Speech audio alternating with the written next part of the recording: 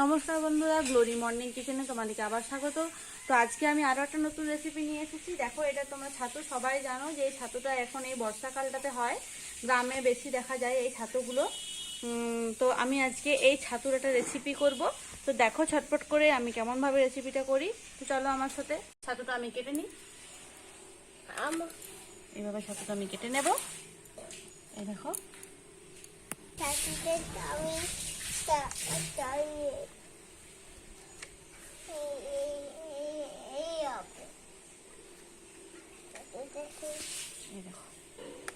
খুব সুন্দর কাটা হয়েছে। দেখো, খুব সুন্দর। আমি বন্ধুয়া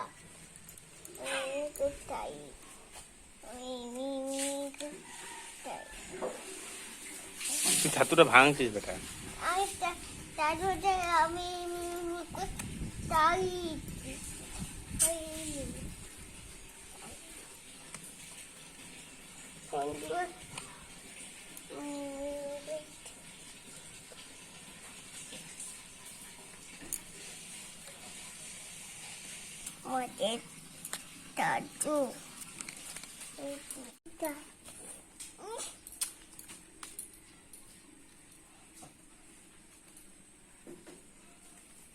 মাটির দাদু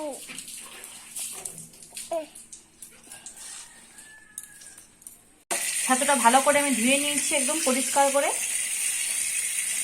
কেটেও নিয়েছি। পরিষ্কার করে ধোয়া হয়ে গেছে। টমেটোটা আমি ধুয়ে নিচ্ছি। ওভেনটা একবার জ্বালিয়ে নেব আমি। গরম হয়ে গেছে, তেল দিয়ে দেব, সরষের তেল। ছাতু পরিষ্কার করে ধুয়ে আমি কেটে নিয়েছি। এখানে আলু সেদ্ধ করে রাখা আছে গ্রেভির জন্য। এখানে টমেটো কুচোনো আছে, আর এটা পেঁয়াজ আদা রসুনের পেস্ট। তেল আমার গরম হয়ে গেছে। এবার আমি দিয়ে দেবো চিনি হালকা। এরপর আমি দিয়ে দেবো টমেটো কুচি। একটু লবণ অ্যাড করে দেবো। এটাতে নামিয়ে নিচ্ছি। টমেটোটা গলে যাবে। আদা পেঁয়াজ রসুন কাঁচা লঙ্কার পেস্ট আমি দিয়ে দেবো তেলে।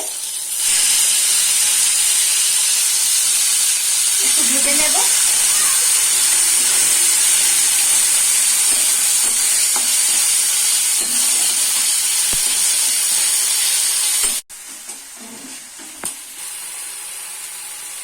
দিয়ে দেবো হলুদের গুঁড়ো, পরিমাণ মতন জিরের গুঁড়ো। হালকা একটু ভেজে নেব। মশলাটা কষিয়ে নেব ভালো করে নেড়ে।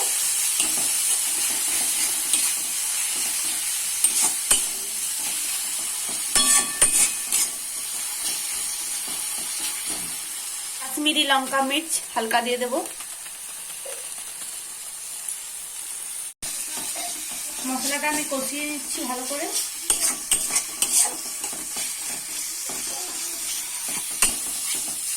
সেদ্ধ আলুটা আমি দিয়ে দিচ্ছি গ্রেভির জন্য, এরকম ভাবে।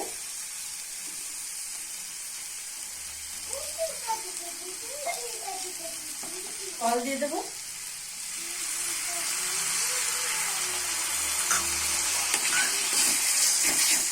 মিক্স করে নেব।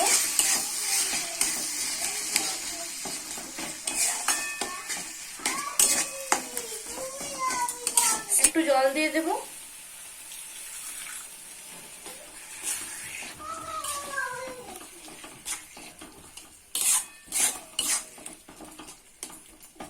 হালকা একটু ফুটে যায়। মশলাটা আমার ভাজা হয়ে গেছে, তেল ছেড়ে গেছে। এরপর আমি এটাতে আর একটু জল দিয়ে দেবো।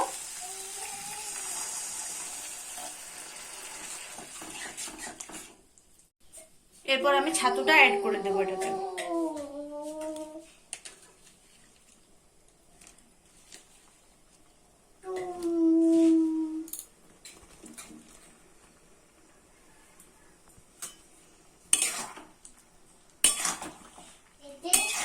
ঠিক আছে।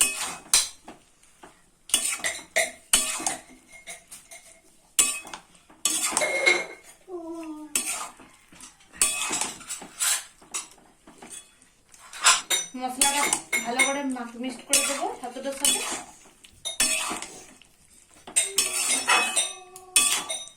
হবে।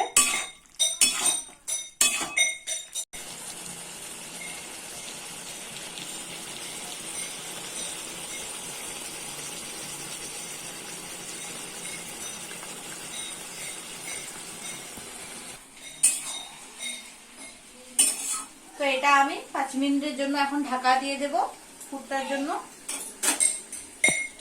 ঢাকা দিয়ে দিচ্ছি আমি এটাতে। তো বন্ধুরা আমি ঢাকাটা খুলে নেবো একটু। ছাতুর জলটাও মরে গেছে আর গ্রেভিটাও ভালো হয়ে গেছে। তো আমার ছাতুর তরকারিটা মোটামুটি কমপ্লিট হয়ে গেছে। এরপর আমি এটা নামিয়ে নেব। ছাতুটা আমি নামিয়ে নেব।